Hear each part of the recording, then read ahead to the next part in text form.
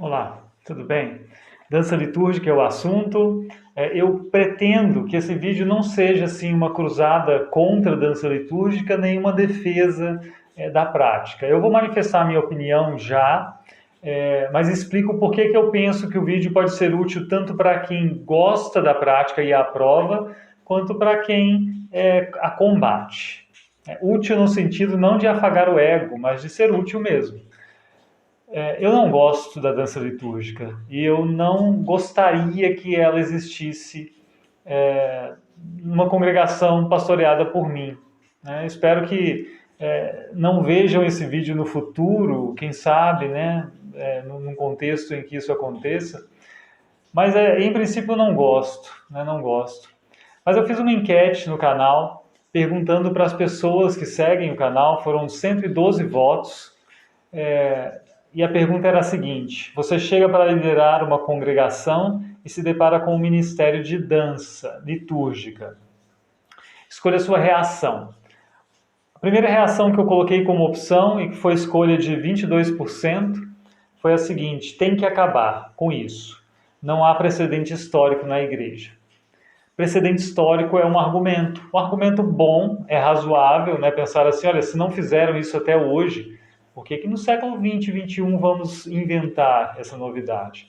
Eu acho bom, né? Pelo menos vai dizer assim, se não fizeram até hoje, é porque parecia que não convinha. Vamos pensar com calma sobre isso. Mas não pode ser um argumento definitivo, tido como infalível, né? Veja bem, não fizeram isso nos últimos 19 séculos, não pode fazer então. Não gosto do argumento assim, tido como algo infalível, porque sempre há inovação, né? Inovações surgiram ao longo desses séculos. E a pergunta que eu faço é: por que os cristãos de hoje não teriam direito de acrescentar nada se os cristãos do século sétimo, do século nono, do século, né, 12 puderam acrescentar alguma coisa, fazer adaptações?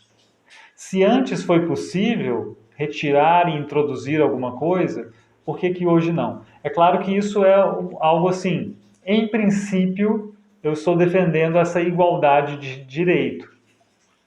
Porém, é óbvio, né, a gente deveria pensar, os acréscimos e as alterações têm sido feitos, né, com cuidado, com ponderação, com fundamento teológico, ou têm sido feitos por outros motivos? Isso vale tanto para os acréscimos de hoje, quanto para os acréscimos que surgiram ao longo da história da igreja. Então, ter precedente histórico, para mim, não resolve tudo, e não ter também não resolve tudo. É isso que eu queria dizer.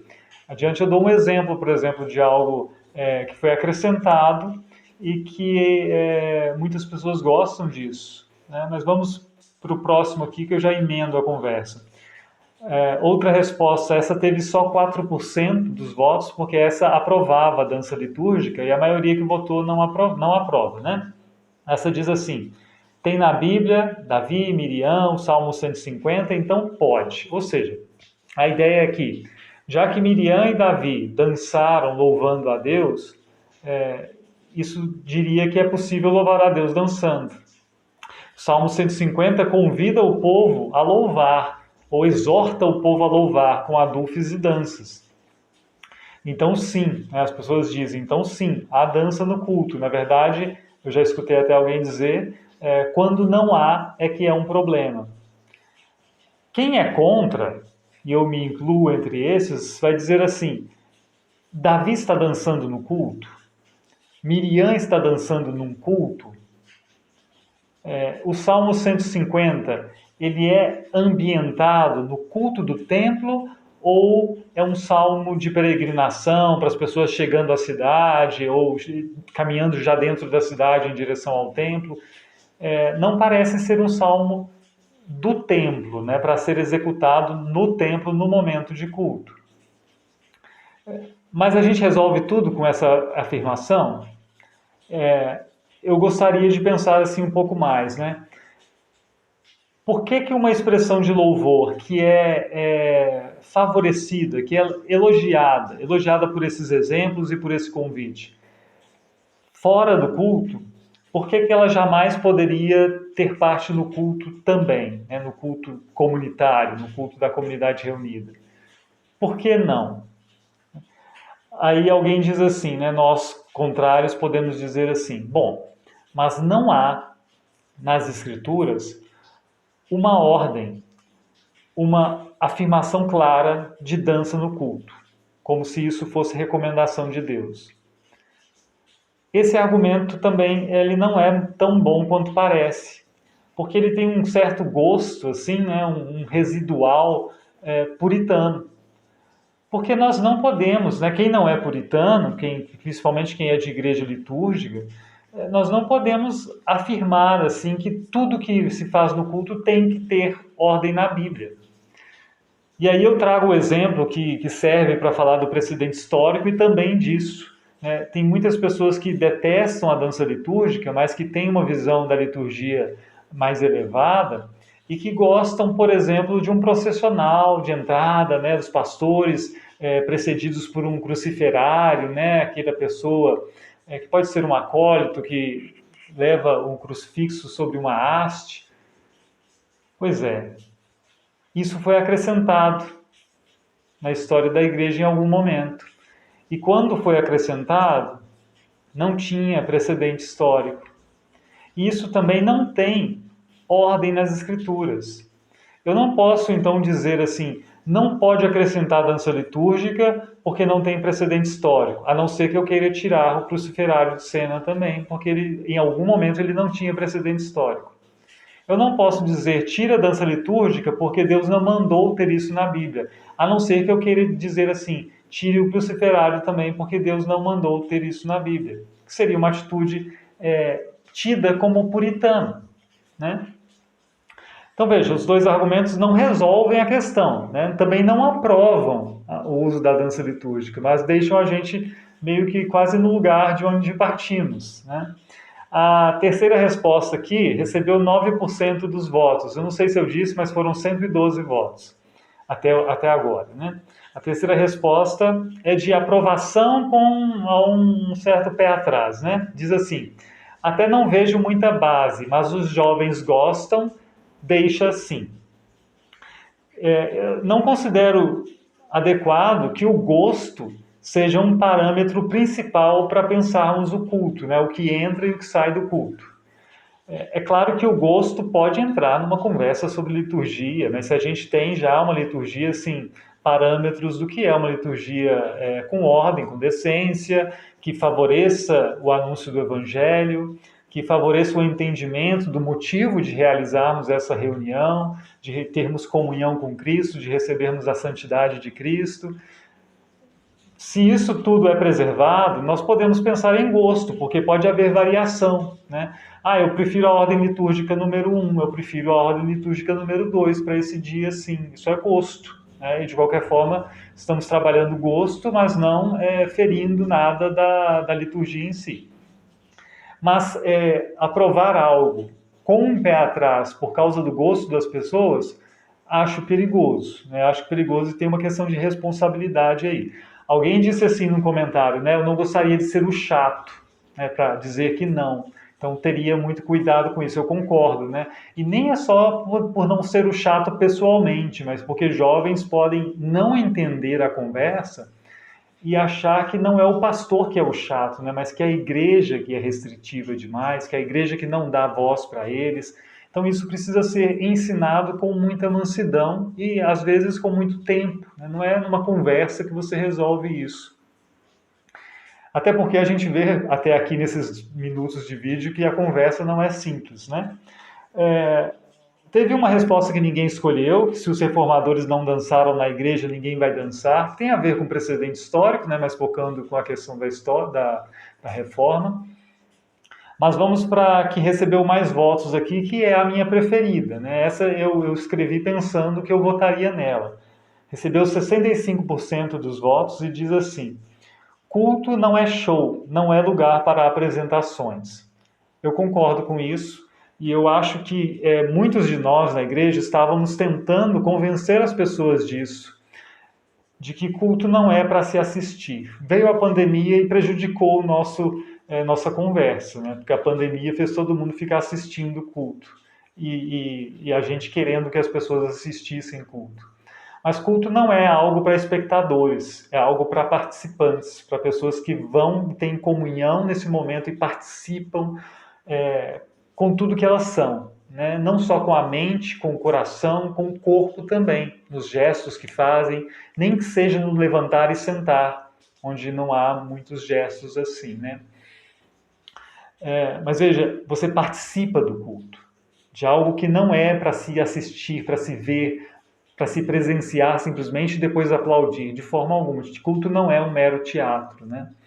E por isso, eu acho que coisas que são colocadas como apresentação no culto são perigosas, porque favorecem um entendimento equivocado do que é o culto. Parece, às vezes, né, por causa da disposição das pessoas no culto, que é um momento propício para se ter ali uma plateia. Mas é isso que eu não quero. Que as pessoas se entendam como plateia e que ninguém que fala no culto entenda aquelas pessoas como plateia. A dança numa apresentação, por exemplo, então, seria mais viável, ao meu ver, e até não teria restrição nenhuma, num momento fora da liturgia. Que fosse na capela, né? Não tem esse rigor assim, o lugar tem que ser separado, não. Mas não no momento de culto. Vamos tomar um café e vamos conversar após o culto, no outro momento, assim, vamos ter uma confraternização e vai ter uma apresentação de dança. Tudo bem que aconteça, não tenho problema nenhum com isso. Mesmo que eu não aprecie a tal da dança da forma como tem sido feita, né? Mas é isso, né? E outra coisa sobre da apresentação, né? Aí temos dois problemas. Isso não exclui necessariamente a dança do culto em todos os contextos. Vem aquele contexto da África, que todo mundo se lembra, de igrejas em que a comunidade dança em alguns momentos. A comunidade dança para levar as ofertas, para celebrar o final do culto a alegria, durante o culto ainda. Isso não é apresentação, né? É uma manifestação do povo reunido. E eu não diria que isso está errado. Né? Não tira a coisa do culto ser uma participação, não transforma num espetáculo. Da mesma forma que nós cantamos felizes no culto, essas pessoas dançam felizes no culto. Por que eu vou dizer que o movimento corporal, acompanhado de um ritmo, de uma música, eu vou dizer que isso é indecoroso, tira a ordem e decência? Não, não necessariamente. Eu acho que há um pouco de preconceito nisso, nesse tipo de afirmação. Pelo menos é algo muito subjetivo. Assim como é subjetivo, e aqui um parêntese para a questão mais luterana, né? Recorrer à forma de concórdia que diz que espetáculos pueris não são uma diáfora, né? Essas coisas acrescentadas assim. Mas o que é um espetáculo pueril? A dança é sempre um espetáculo pueril? Se é um espetáculo, eu acho que pode ser que sim, né? Se é tida como uma apresentação. Mas se é algo da comunidade lá africana, eu vou lá na África dizer assim, isso é um espetáculo pueril? Eu não vou dizer isso. Eu não acho que seja. É uma expressão sincera e bonita que eles têm naquele momento de culto. Então, para mim, a questão não é a dança em si, é a apresentação. E aqui vem outro problema. Se eu estou disposto a dizer que o problema é a apresentação, eu tenho que estar disposto também a ver um problema na apresentação do grupo de música, do coral, do coro. Eu tenho que pensar assim, se o problema é a apresentação, porque o culto não é show, eu tenho que dizer isso não só para a equipe de dança, mas também para a equipe de louvor, se é que a igreja tem, e para o coro. Eu vou dizer, o coro não está apresentando nos cultos, é um culto festivo, nós não vamos lá para frente apresentar? Talvez não. Não sei se o culto é próprio para um coro apresentar. Alguém diz assim, mas tem a letra da música, que as pessoas vão meditar, vão refletir. A dança também tem a letra da música dançada, e a dança, em princípio, deveria comunicar alguma coisa com essa expressão corporal. Por mais que nem sempre tenha a qualidade necessária, e nem sempre consiga fazer isso, em princípio, pode acontecer. Então eu digo assim, quem está disposto a dizer culto é show, não é lugar para apresentações, tem que dizer isso para o coro também. Né? A questão nós temos essa mesma coragem de enfrentar o grupo de dança que é culturalmente menos valorizado, que nós temos para enfrentar a ideia de um coral cantando no culto, que é algo muito mais sedimentado na nossa cultura eclesiástica. Essa é uma questão que eu acho que deve ser pensada também com muita cautela, e eu não tenho uma resposta plena para isso. Eu gostaria de pensar mais também. Mas, em princípio, é isso, né, que eu queria falar.